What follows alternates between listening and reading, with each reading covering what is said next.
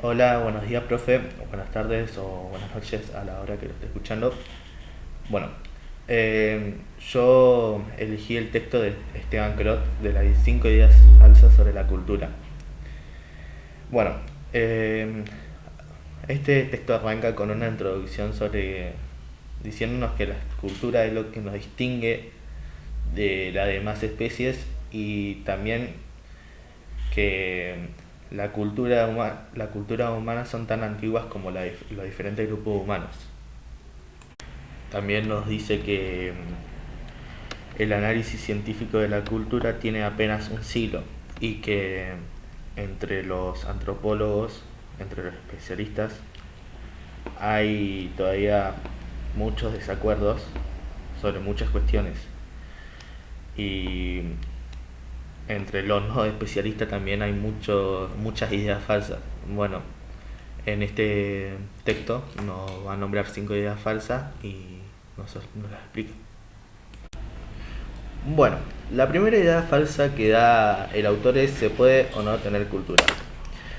Analiza la frase fulano no tiene cultura. Bueno, yo con esto tuve una experiencia, ya que mi papá, cuando yo era chico, le gustaba mucho el campo y a mí ya de los 10 años ya que no me gustaba. Y bueno, en forma de chiste me decía: yo no tengo cultura. O sea, vos, como lo diría él, vos no tenés cultura. El malentendido que se produce acá es cuando le dan una restricción a la palabra cultura. Por lo tanto, que no me guste el campo a mí, por ejemplo, ¿no? Dando este ejemplo, no es que no posea cultura, sino que no tengo aptitudes, gustos o, ¿cómo se puede decir? O conocimiento de, de esto, del campo, en este ejemplo, ¿no? Pero no es que yo no tenga cultura, ya que, como dije anteriormente, todo ser humano tiene cultura por definición. En el día a día hacemos cultura cuando limpiamos, cuando comemos, cuando hablamos, cuando trabajamos, cuando estudiamos, siempre hacemos cultura. Bueno, la segunda idea falsa que expone el autor es: hay una jerarquía natural entre culturas. Bueno, como se dijo en la introducción, eh, la cultura no es una, hay muchas. En realidad es un mosaico compuesto de una cantidad enorme. Generalmente cuando hay una multiplicidad se empieza a comparar y con esto empiezan a debatir cuál, cuál es mejor que otra.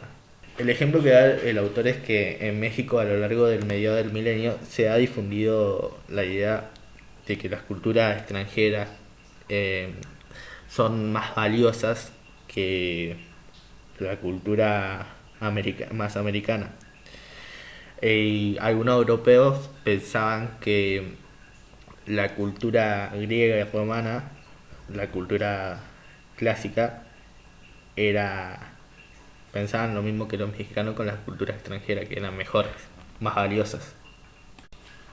Esto sucede con muchas cosas, también con la música, con el teatro, con todas las cosas cotidianas de la cultura. Eh, pero en sí, hablando con propiedad, no hay ningún criterio objetivo y mucho menos científico para establecer que este tipo de jerarquías. Desde luego, varias personas van a considerar que una pieza musical es mejor que otra o un pan está mejor hecho de esta forma que de la otra. Pero lo único que se puede decir es que a uno le gusta más esta expresión cultural que la otra. Bueno, la tercera idea falsa es: hay culturas puras y culturas mezcladas. La llegada de los europeos a América contribuyó a otra idea falsa muy extendida, la de existencias de culturas puras. Bueno, lo que sucede con esto es que cada vez que alguien intenta transmitir cultura trata de transmitirla con toda integrada. Por lo tanto, suele pasar que pierde de vista el carácter de la mezcla de todas las culturas. Un ejemplo de esto fue cuando los españoles llegaron a América.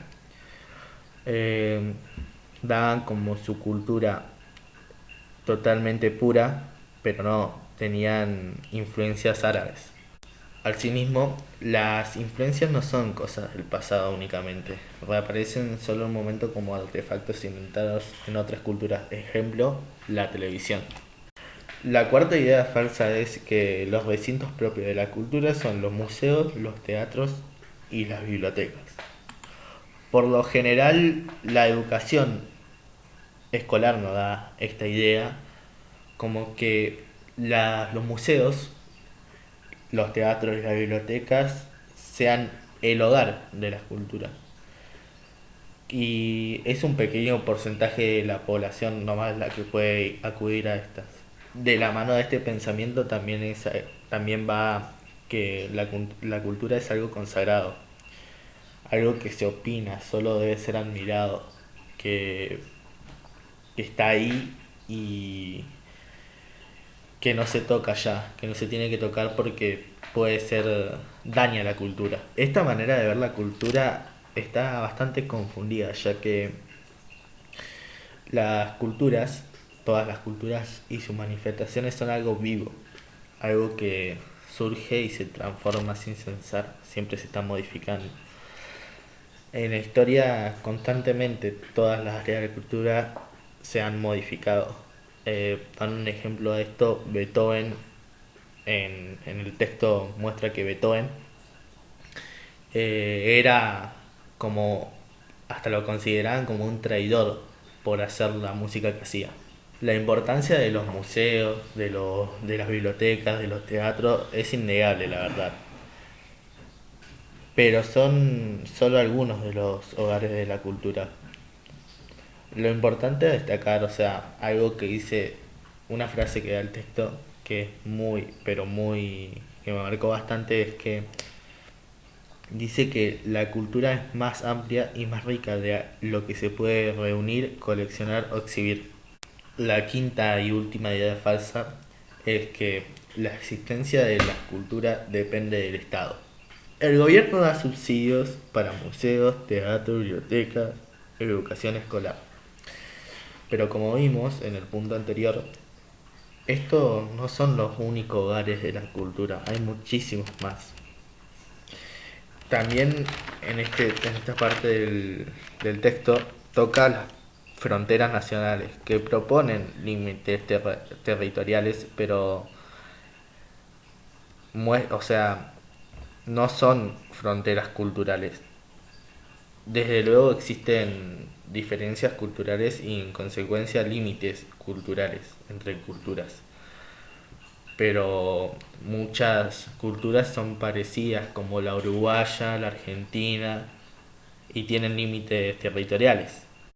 Y cerrando con el punto de los subsidios, el ámbito de la creación y reproducción de la cultura va más allá de los ámbitos estatales, mucho más. Cerrando con este texto, me dejó bastante ideas claras sobre todos los puntos y no tengo nada para decir que no haya entendido porque es un texto bastante claro. Con esto dejado en claro, me gustaría ya cerrar este punto y pasar al segundo punto del trabajo integrador.